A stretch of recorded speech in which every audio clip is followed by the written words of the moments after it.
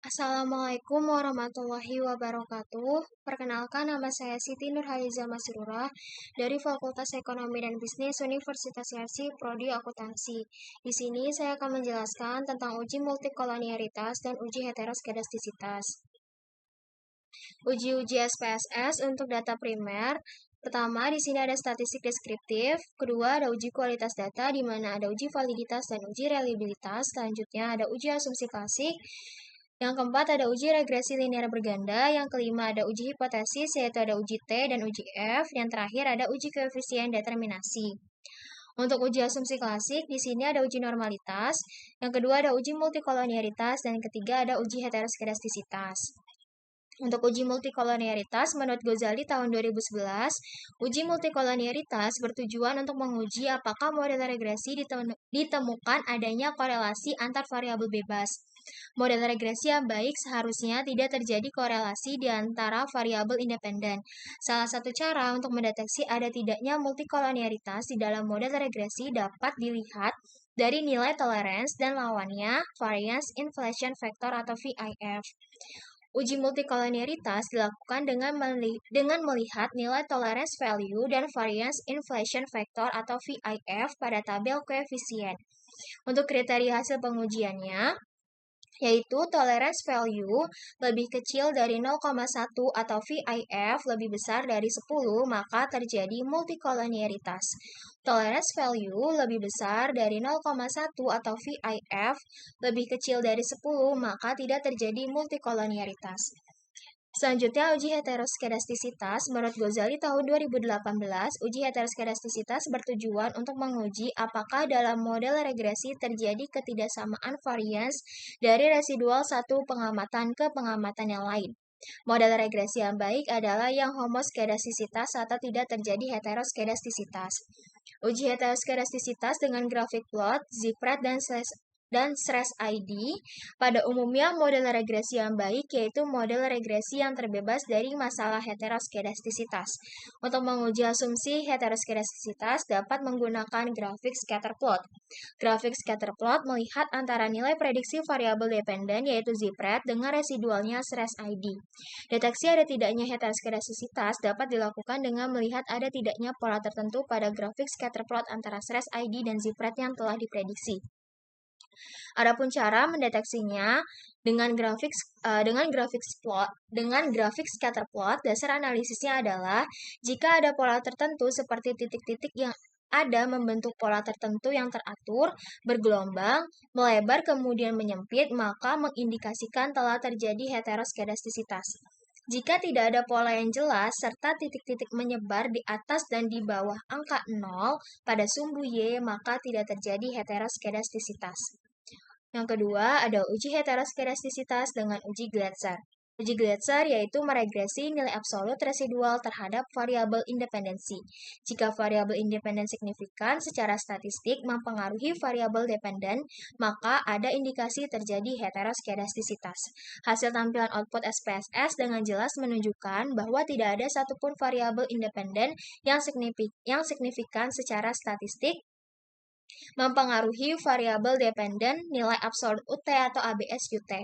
Hal ini melihat dari probabilitas signifikansinya di atas tingkat kepercayaan 5%. Jadi dapat disimpulkan model regresi tidak mengandung adanya heteroskedastisitas. Uji heteroskedastisitas dengan uji Park. Menurut Ghazali tahun 2018, uji Park mengemukakan metode bahwa varians S pangkat 2 merupakan fungsi dari variabel-variabel independen. Apabila koefisien parameter beta dari persama regresi tersebut signifikan secara statistik, hal ini menunjukkan bahwa dalam data model empiris yang diestimasi dapat heteroskedastisitas. Dan sebaliknya, jika parameter beta tidak signifikan secara statistik, maka asumsi homoskedastisitas pada data model tersebut tidak dapat ditolak. Adapun kriterianya menurut Ghazali tahun 2013 yaitu jika nilai probabilitas lebih besar dari 5% atau 0,05 maka dikatakan tidak terjadi gejala heteroskedastisitas. Jika nilai probabilitas kurang dari 5% atau 0,05 maka dikatakan terjadi gejala heteroskedastisitas. Langsung saja kita ke pengujian datanya. Di sini saya sudah menginput datanya. Caranya sekarang kita ke pengujian yang pertama yaitu uji multi-call. Caranya adalah klik analyze, klik regression, pilih yang linear. Lalu untuk yang variabel dependen kita masukkan yang prestasi praktikum, kita masukkan ke dependen dan kemandirian belajar sama motivasi berprestasi kita masukkan ke independen. Lalu untuk statistiknya, di sini estimate dan model fit kita unchecklist, lalu kita checklist yang covariance matrix dan collinearity diagnosis. Lalu kita klik continue. Di sini plotsnya apabila ini masih di checklist, kita unchecklist saja, lalu kita klik continue. Dan untuk save juga sama, apabila di sini masih di checklist, kita unchecklist saja, lalu klik continue, lalu kita klik OK. Nah, ini dia outputnya.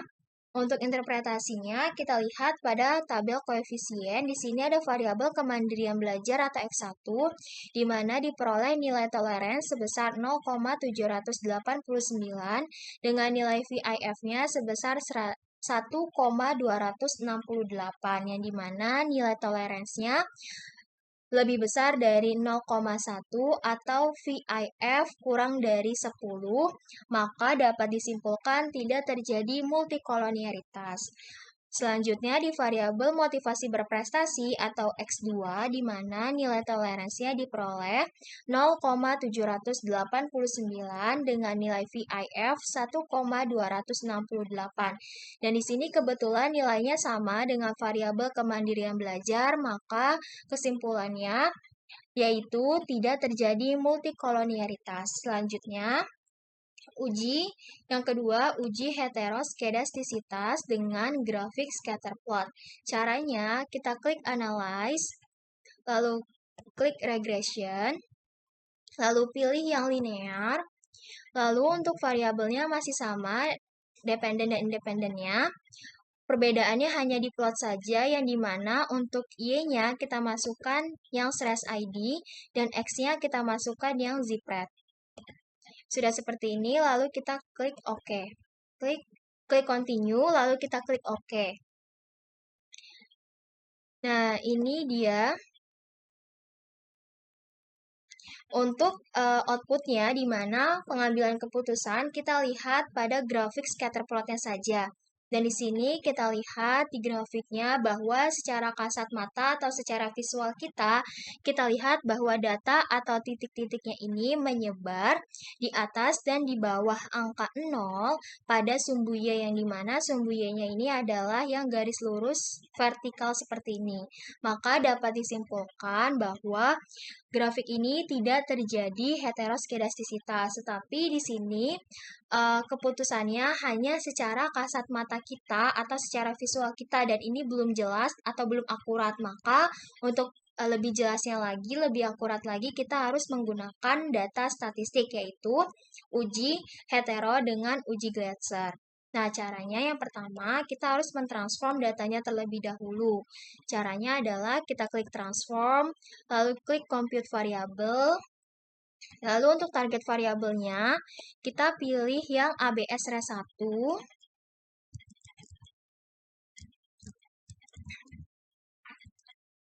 Lalu untuk function groupnya kita pilih yang all, function and special variabelnya kita pilih yang ABS. Lalu kita masukkan ke numeric expression, tanda tanya kita hapus saja. Lalu untuk type dan labelnya kita masukkan yang variabel unstandardized. Lalu kita klik OK. Klik OK. Nah, di sini datanya sudah terexecute. Untuk melihat datanya, kita lihat di data view, dan di sini sudah tercompute datanya untuk ABS-1. Dan untuk kepengujiannya, caranya kita klik analyze, lalu klik regression, lalu klik linear, lalu untuk dependennya, untuk yang prestasi praktikum kita keluarkan, lalu kita ganti menjadi yang ABS-1, kita masukkan ke variabel dependen. Untuk statistiknya, di sini itu kita checklist yang estimates dan model fit.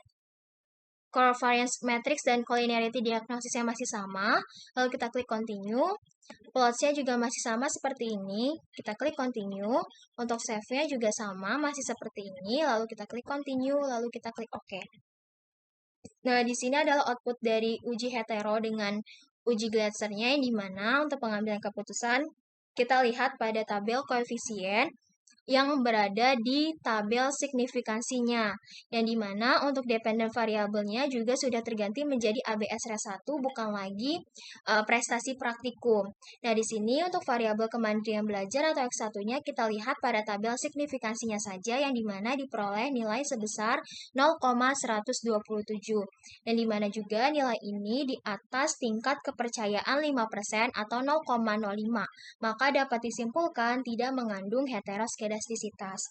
Untuk motivasi berprestasi atau X2-nya, di mana nilai signifikansinya sebesar 0,020, yang dimana nilainya juga di atas tingkat kepercayaan 5% atau 0,05, maka dapat disimpulkan bahwa tidak mengandung heteroskedastisitas.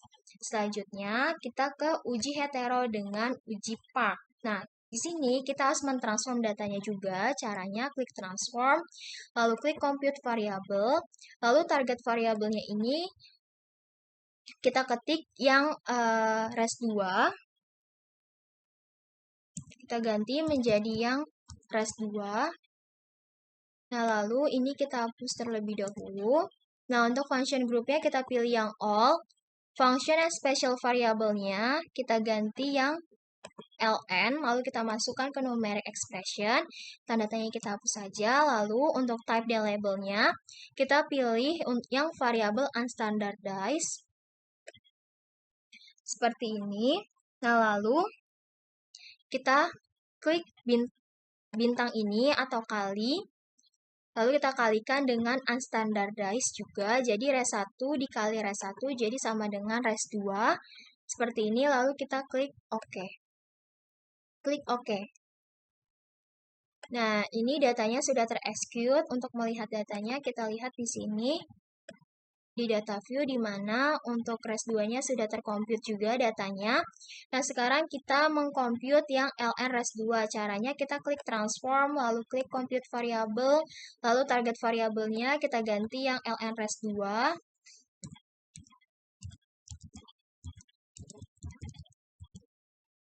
Lalu di sini numeric expression-nya kita ganti. Dan untuk function groupnya masih sama yang all, dan function and special variables-nya juga masih sama yang ln. Nah, untuk type dan label variabelnya kita pilih yang res2-nya. Kita masukkan ke numeric expression. Sudah seperti ini, lalu kita klik OK, lalu kita klik OK.